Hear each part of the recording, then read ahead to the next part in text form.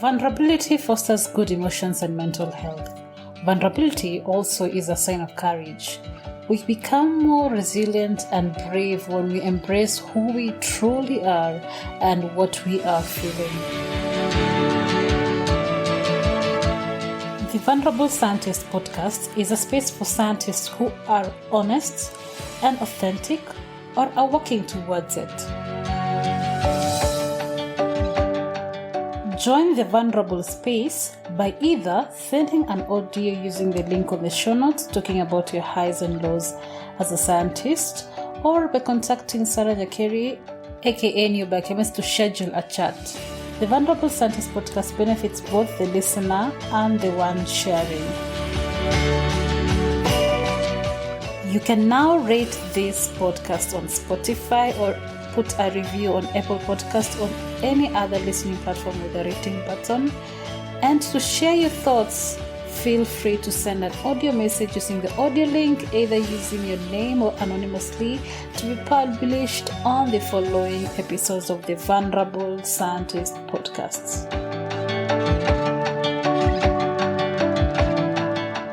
Are you wondering what I use to upload and store my website spaces? Host Pinnacle. I've been using it for over 2 years right now and it has never disappointed me. So host your website today using Host Pinnacle, cheap and affordable and reliable services.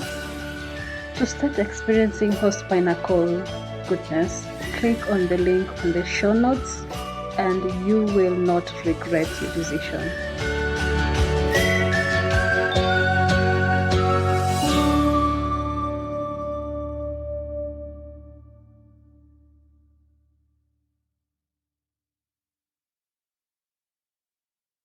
Are there other lows that you experienced throughout your journey?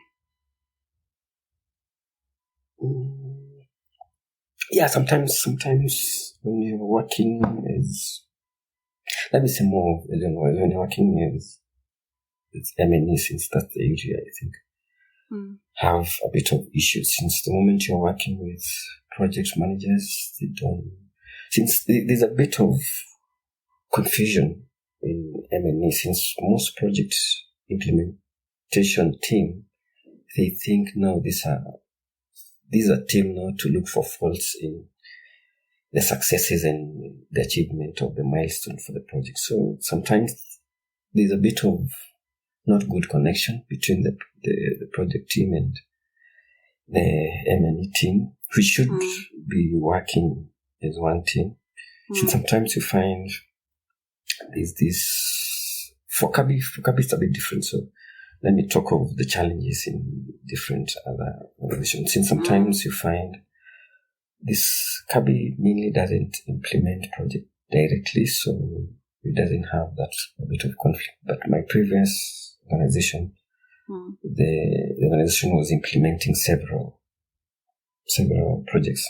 So you find this project manager, they know something is not working somewhere, and you're here now doing midterm evaluation. So you find they hide too much information. So you find you're working in darkness, let's say in darkness, to understand some of the few things they have done. And when now it comes to end-line evaluation by independent consultants, then you find yourself, it's like you're defending the project more than even the project managers who were the main person who was implementing and then you also have to absorb all the comments and all the, let's say what, if the project doesn't succeed, then it's like you didn't do your job well, since you had mid-time evaluation, you didn't flag it. So you find yourself in different, let's say, it's not a challenge, but let me say, it's misunderstanding. Let's say misunderstanding, since you are working in different teams, and then there's issues. Because people have to protect their job in a way, sadly. And you are here now, you are the eyes of, let's say, the donor. to make sure all the milestones are met as per the log frame. And here things are not working because, to be honest, normally projects they don't, implementation is not as linear as the proposal articulates. This 5%, the beneficiary get 5% increase in income. If they don't get 5% of the increase, the consultant is looking for more than 5%. But for you're looking, let's say, it's slightly less than, but then you look at the social benefits supersede the income levels. But they don't get that since that it's not on paper. So you do too much of justification of why you feel we have now to take the social benefit more than the quantitative income increase. So it's still some few things that, but most consultants sometimes they understand. They work closely with M&E team now to understand the project implementation. Yeah, but there's always that issue of misunderstanding which come now to project evaluations. Okay. Any other? No, I can't think of anything of it now, but maybe unless it comes up in our discussion. All right. Okay. So tell us about the highs, things that you are happy about in your journey, either related to your work or somehow affects your work, but it's not directly in your work. Okay, yeah. I think one of the things I'll say I'm happy it's the achievement, since most of the software learning I've learned by myself. The ODK coding, I never went to any class or to learn ODK coding, and so you learn as you do the job. I remember then even Stata. I remember the first assignment was given by my supervisor. Then he told me, just go to data manager, get this data, then do this and this. I didn't know anything to do with data, so I had to go get some resources from the internet. Even one day, he thought he was coming to check. The second day, he found me on YouTube, learning how to do some few things. Then just look at me, then he smiled. I think he knew this guy is trying to migrate from R to, since I had opened 2 pages, R and Stata. But the good thing, I was able to deliver that work within the deadline. It was 2 weeks. Yeah, and although the good thing, I'm a bit different, since if something is not working, I think I remember one thing. I just went to him and said, "Skip, this thing I know how to do it in R. But in Stata, I can't figure out the exact code or the graphic. I can't figure out what it is." And he showed me, just said, "Fred, if you want to do this, yes, I know in R, I'm not sure about R." And in fact, I went with the results. This is what I'm getting in R. But then for me to give you this, I have to do it in Stata, and I can't do it. So he just said, "No, you have to do this." So learning as I do, that's one of the achievement I think I've been able to say a success. Then the other thing, before I joined Kabi, I was using different software for data collection. It's called CS Pro. Then when I joined Kabi, they were using they were using ODK. Both of them, they are mobile data collection app. But the programming and the designing of the form to upload for data collection is different. So then there's this work, and as I'm reading the organization strategy, I'm also working on learning to do this, since it was my main job, the ODK things. Yeah, and no one even knows even today that I didn't know exactly how to do ODK before. Since my first assignment, my first field work, I was to go to Trans Nzoia, Bungoma, design the questionnaire, convert it. My boss knows how to do it, so I knew I'm not in. If I do anything wrong, then just say, don't do it, I'll do it myself. So I had to do it and share we call it ODK form. It's an Excel sheet which is uploaded on the server. Now it's converted now to a format that can be used. So, and I was able to, apart from now a few bugs, then luckily I could be able to change everything and have a bug-free. I still call it my first ODK assignment. I still have that form with me. I still go back. Maybe not the best. I have improved a bit, but it was a big achievement. Then the other thing was my change of career. I think it was the best thing, since now M&E is a bit broader than just data analysis. Although you still have some few things maybe you find I would like to do, but maybe my background, maybe my career, even my background in mathematics, it limits me a bit, since I find it more tedious to work with, sorry to say that, but to work with too much of reportings, but I still have to survive and have. But when you're working with data, you're enjoying your life. When you're working with a report, you have to sleep at night trying to figure out even what to conclude from the data interpretation. You already have done it. But getting those kind of lengthy paragraphs is still something, still work in progress. But I think now we can do good work by now. It's been several years, so we did it. So, but you don't enjoy the reporting part. Report for now, I can do. For what I don't enjoy at all, we call it qualitative data analysis. Okay. Context analysis, it's too much of reading texts then, and too much confusion, since you find when people give their own narrative, they don't choose the correct words. And for context analysis, it's like amplify the key words used in a certain conversation, or let's say if it's a focus group discussion. So you tend to have too much of work to do before you even get a very good analysis out of it. So I try to run away from, I hope my boss will not hear this. It's to run away from qualitative data analysis.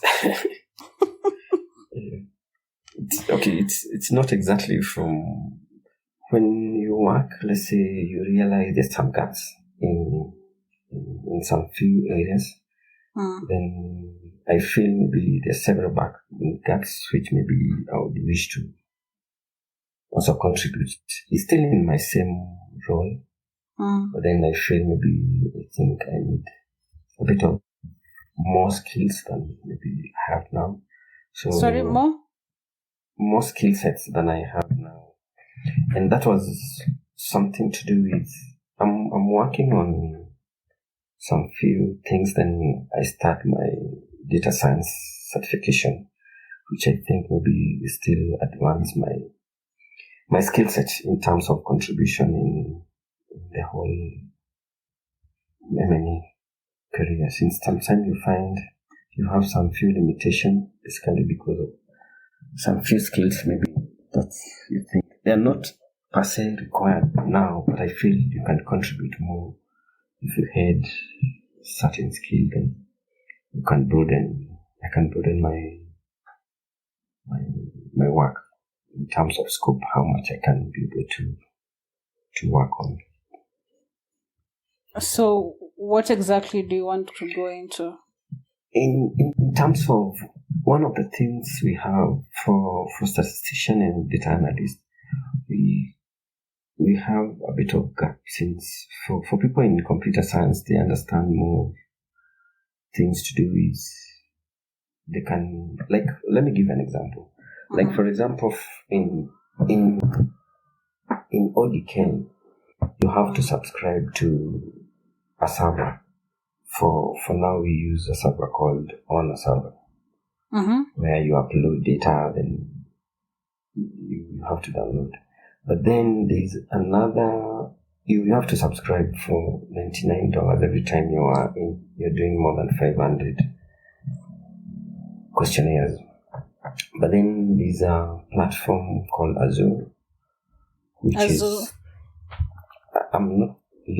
you create your own aggregate server where you can upload data directly from the field, which now require a bit of technical skills, which I'm still interested to learn and apply. That's now my goal. Then there's another now, when you come to the data is aggregated in there in the server, then you need a bit of configuration,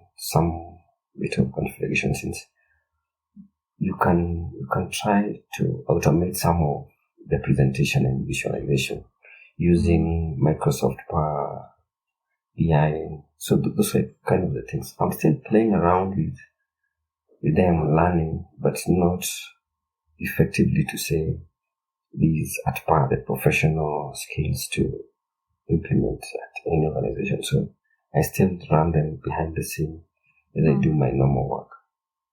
I love that you're so curious on learning something and you actually learn it on your own and become good at it. It's quite interesting, and it brings the need for someone, listening to this, to know that if you don't know how to do something and you're interested in it, or you're in a space where you need those skills, there's always a way to learn it, either through internet or either whichever way you can learn it.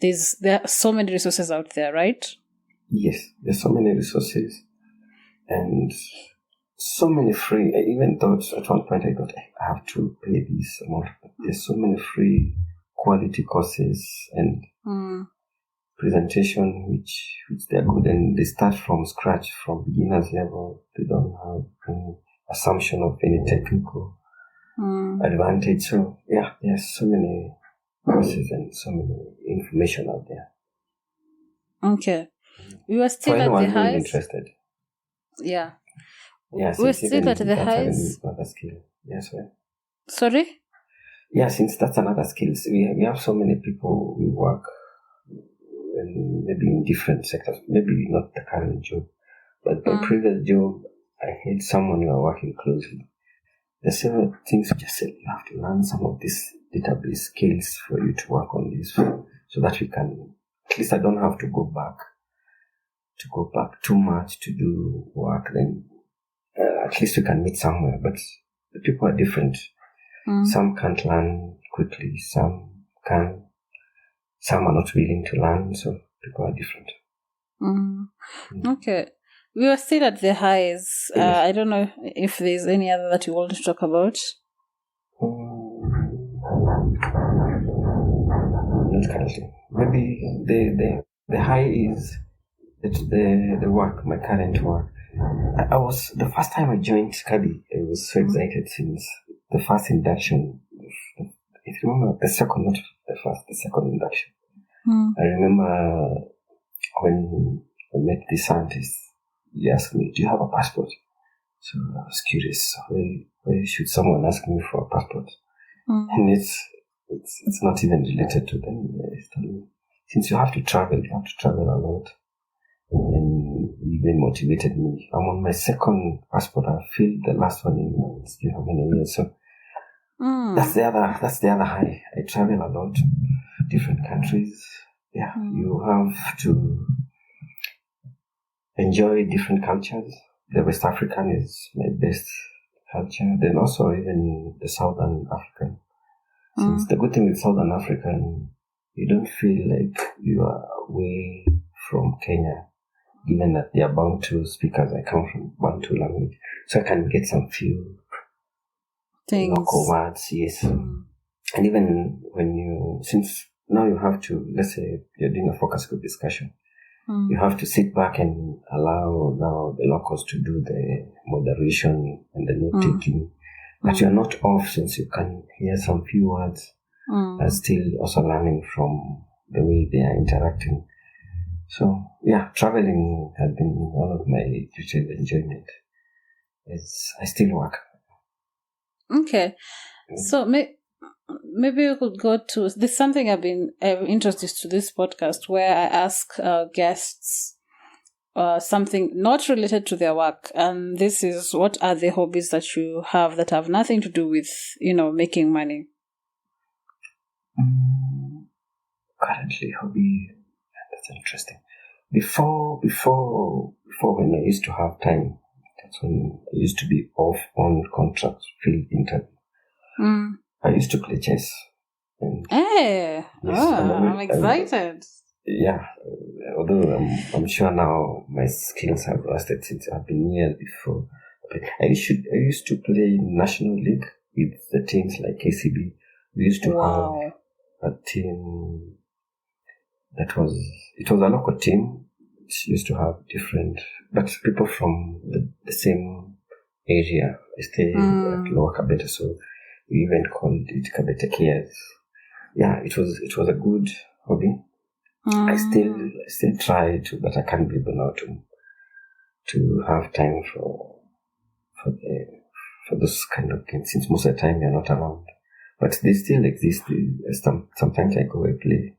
Now I can't match the kind of level, since because of staying too much of time without playing. But I still enjoy. I still play. So when I'm traveling, even on my flights, you'll find me on my phone playing chess most of the time. Yeah. You play with the computer, internet, or people? Yes, with the phone, the computer apps. Oh, I thought you can also do it with, online participants. Yes, the online, although some of us maybe we are a bit, what do you say? I'm afraid to use online, since sometimes those kind of online linkage, they're the same thing. They can be used to vulnerability when it comes to security purposes.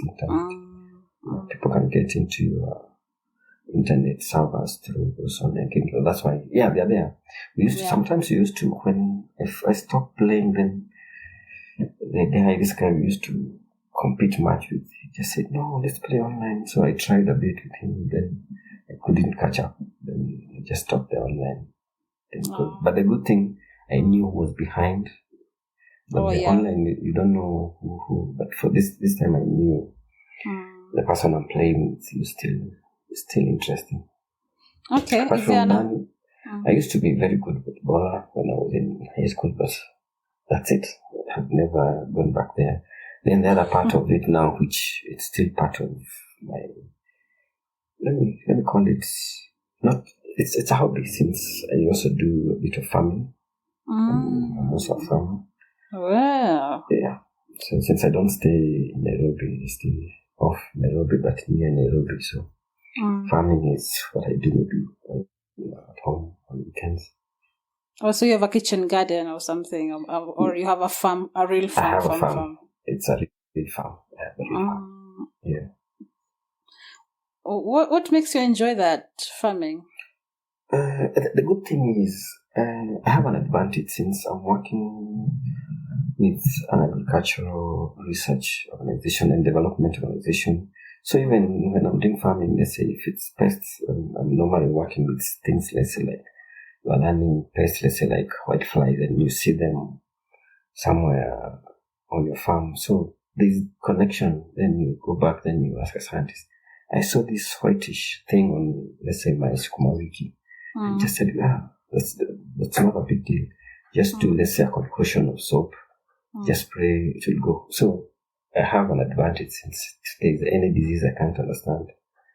Yeah. You go back to your workplace and ask scientists. Yes, and it helped.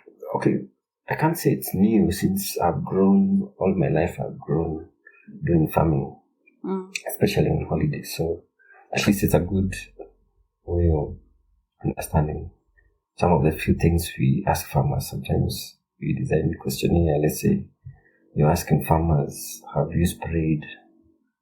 How many times do you spray? And I know myself, I even don't spray more than once. Sometimes I wait for these stages, and then you expect these farmers to spray 3 times. Let's say a question like, do you do scouting? I also don't do scouting. Maybe I go there once or even twice a month. So it's helped me understand a bit of it's a hobby and also an add-on to my Career. work. Yes. That's interesting. Any other one? The farming one is interesting too. Mm-hmm. Yeah, the farming is interesting. Apart from maybe having no enough time, sometimes telephone farming it's have its own challenges. Telephone farming. Yeah, I call it telephone because most of the time because there's the labor, too much exaggerated labor cost. So still a bit of disadvantage. You can't compare with now someone who's doing full time farming. Is this something you'd like to go into full time? Not really. I think the best is the animal farming rather than the crop farming. I think it's more stable, and given that someone is working full-time job somewhere, when you have, let's say, your pigs, there's less costs of production than crop farming. I think I would prefer more dairy and animal livestock farming than the crop farming. Although I'm more my main job is with pests and diseases, so crop farming is a thing. But so I think I would prefer more livestock farming than crop farming. Okay. All right. Is there another hobby that we've left out? Apart from dogs rearing, nothing else. Yeah, I like dogs. I have several German Shepherds. Wow. So apart from that, although more. What's with? Yes, sir. What's with dogs? I don't know. It's mainly for security, but I still have passion since as long as I can remember, even when I was a small boy. I still had the local dogs as my good friends. When you go out in the farm, there's this dog that's still within your vicinity. So I think it's out of that then. From a small boy then now upgrading now to the new breeds, the German Shepherds. They're a bit expensive to maintain, yes, but they're friendly. When you are alone, let's say it's a Saturday, going out, take them for a walk. Yeah, it's interesting. Oh, in Kenya we don't really appreciate pets. I don't know, maybe in the African society. Still we don't appreciate them as per. I remember there's a time we used to have a discussion when I told someone I rear dogs, then he still asked me, do you have them close somewhere? Then I said, yes, I can't risk when visitors come during the day paying for their hospital bill. So then he said, then you're still not within the dog hobby people. So I said, oh, why? Then he told me there was this friend of his, he had a dog, but then he believes dogs are not supposed to be close somewhere. Yes, they're not supposed to be locked. You have to share them. For us, you don't even go that. You can't even allow them to the main house. I think we still have a bit of differences from now. The real dog fun and pet. For us, it's not really a pet. Don't say that. It's more family, livestock, and security. Yeah, but outside is still a pet, but not inside the house. It's just this, I don't know. It's in the gray area.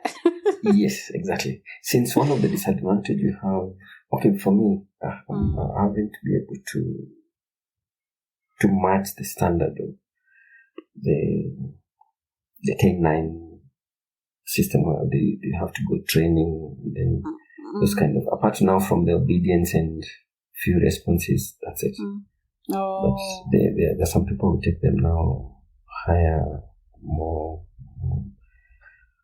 training it apart from the obedience, and yeah, they have even some dogs. I know someone who have a dog.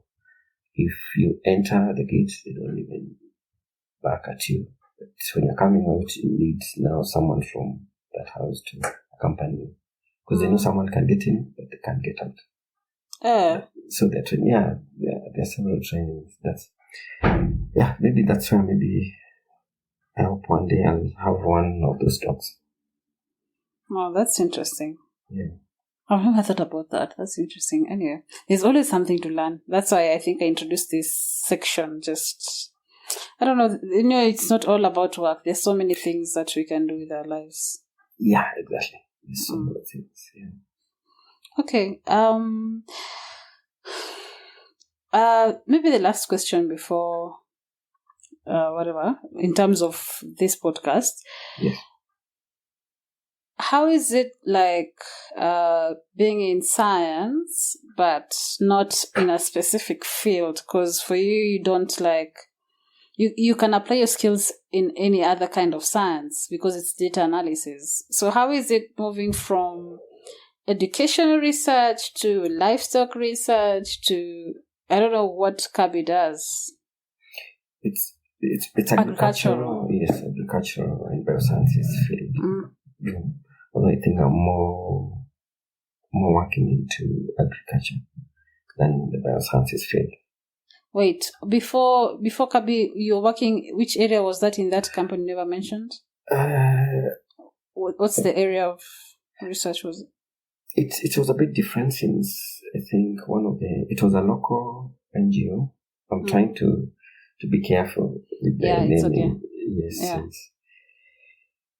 Yeah, some people, they even don't. One of the issues that made me leave the organization, they even don't have a website. So I felt it's a bit strange. It's a very big organization, but they don't have a website. I have never understood even to date why. There's several things I don't know why. Because the organization works with big farms, ox farms, Christian aids. So today I've never understood. But I think the main reason is because it's work closely with a UK charity organizations. I think that's why they work under that organization more. It's give them, I think, more of an advantage when it comes to the competitive bids.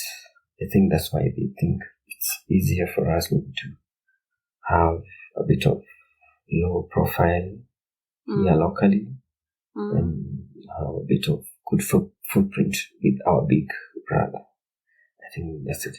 So, sorry, I think I forgot your question. I was explaining that. Yeah, as in the diversity in the area of work that you I remember. It's not a bit different since one of the good things now is both M&E and data analyst.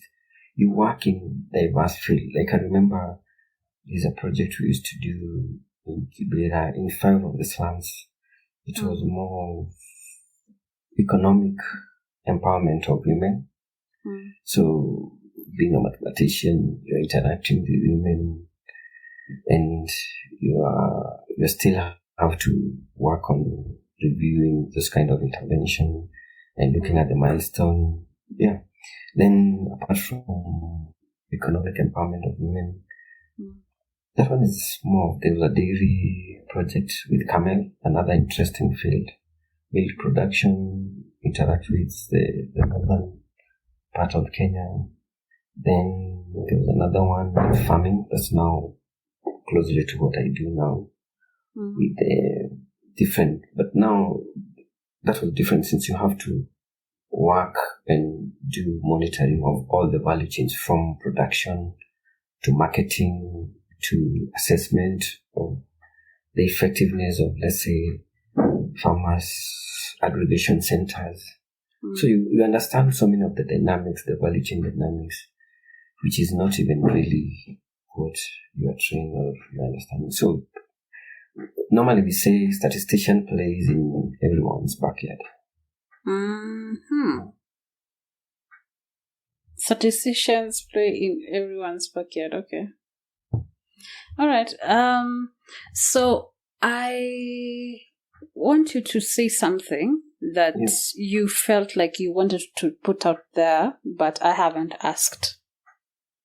I think the main thing maybe I can mention is most of the time I find, and it comes in both in when you're working with this young scientist, and also even some of requests I normally get in my inbox linking most of the time, and sometimes email.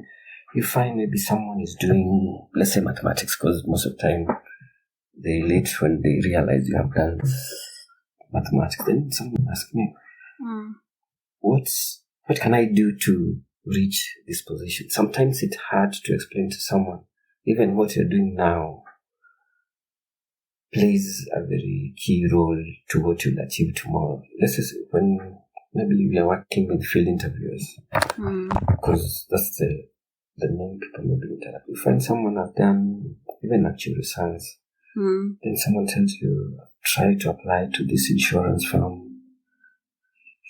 I don't get response. So it's a bit hard for you now to convince. Don't give up. Just do this. Just work. Also save to do your masters. And sometimes maybe we give some, I don't call it wrong advice. Since a move for a beginner, if I could go back, I wouldn't go back there to do my MSc, since that's how I advise. I'll prefer someone to do a course, the basic course, let's say. If you're interested, let's say, in data analysis, go learn that programming language, Python. Do a course, do the bootcamp things, online things. Yeah, they add more value than MSc, which you still have after you get out of MSc. You still have to go back and now build the skills that are required. Yeah, it's very hard to encourage the young scientists. And also very hard also to have time, since there are several people who think maybe I can be able to be of help. Sometimes they send me some of their work to review. Sometimes I take long. Since maybe I have tight deadlines. Sometimes you feel, I would wish to review this work as soon as I can, then get back to this person. Yeah, but sometimes I can't be able to. Sometimes, yeah. But I try as much as I can. It's not easy. But also sometimes maybe hard to explain some few stuff. Because if you explain to someone, let me send you, like I was working with the young man, but then you realize what you're saying, they can't see it. So what you're saying, they can't see it. Maybe because I'm more into this field and I've experienced about things, they're a bit green. So it takes a bit of time to explain. You get disappointed at some point. Yeah, sometimes you feel we are not on the same page. But but hardly I don't give up on anyone. At least I try to move with their pace and their level of understanding. Okay. Yeah, mentoring the young scientists is a bit a task, and since the other disadvantage is not everyone will take the same course as I did in terms of the pathway.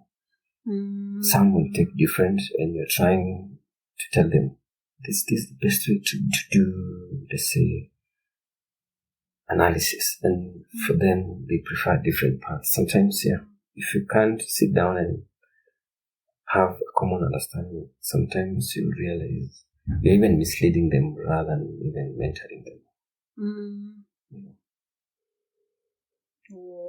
I've never had someone talk about that aspect where you're the mentor and the things that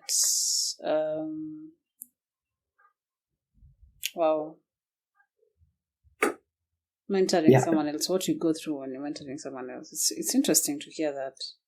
I went through, not entirely, I can't say got entire, the mentorship I would have preferred. But I think I remember there's one time I was in this field interview training. Then there was this guy, the statistician, then at HRC, then I noticed at break time I was on my laptop doing a bit of our coding exercise. Then he asked me, "I'm very nervous." Then immediately after the training at 4, since we are hosted in the hotel, he asked me, "Just take me through what you are learning and what you want to achieve." Then went through, then you say, okay, I'm not good in R, but then I'm good in Stata. That's the first time I got interested in Stata. You use Stata, not R, okay, fine. Then I went, I think after campus, then I had good network of software. If I wanted this software, I could get it. So I went back, I asked one of my friends, could you get this software for me? Yes. Then drop it in my Dropbox. I installed it, then I went back to him the next week. I think I went and installed the Stata thing. It's interesting. How do you go about one of these things? So he tried to explain things. Then the other sad part of it, she didn't have enough time since she was the same person who was doing the editing of the questionnaire. But that's the first time I felt now mentoring someone. You can, even if you will not explain anything, but even to show them there's something interesting somewhere, it's still a plus to them, and it's still assist them in a way. Okay. So you okay, so all right. So I like asking also this question just to finish off the interview. Yeah. How do you feel after having this conversation? I think one of the feelings is sometimes we hardly take time to reflect back and even take like a view of what you have gone through. Sometimes where I am now, if someone asks me, I would feel like, oh, it's like I'm here. It's like I don't see the path and the long struggle sometimes you go through before we achieve and before we become, we are not a successful, fine, but before we achieve what we have achieved. I think for me, I hardly even look back in my days when I used to struggle to go to those interviews and you can't make it. And you really need this job and this, you can't get it. Sometimes you don't, I hardly go back. The other thing would be, the other part, I think, one of the things I think I've been challenging when we are doing the interviews, the hobby part. I think I'm not doing well in terms of the hobby. I think I need to do something. It's not just job. I think, yeah, that's another challenge. I think, I look at it. The new plan is like doing the adjustment. Yeah, that's nice to hear. And interesting, since the moment you mentioned about now this one, so I had to listen to some few.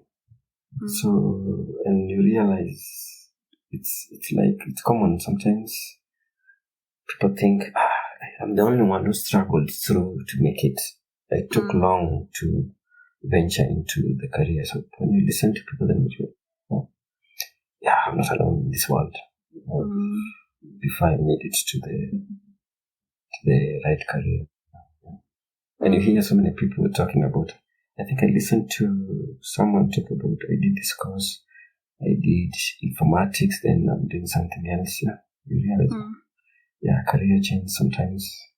And even I got ideas since I was more encouraged by her way of pursuing PhD work and the way she got PhD opportunity. I think it was a good encouragement, and I got some few tips. And since I'm also planning, maybe not in the next 2 years, but maybe after 2-3 years, also to pursue my PhD at one point. So I also got some few tips on some of the few things I can do. And one of it was the network, using the current network someone has to get those opportunities.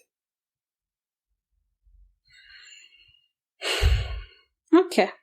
Thanks for coming in. It was nice to listen to your story and interesting to hear what it is like to be in your space, at least a small snippet of what your life is like. Yeah. Thank you for listening. You can now support this production through www.patreon.com/thevulnerable scientist.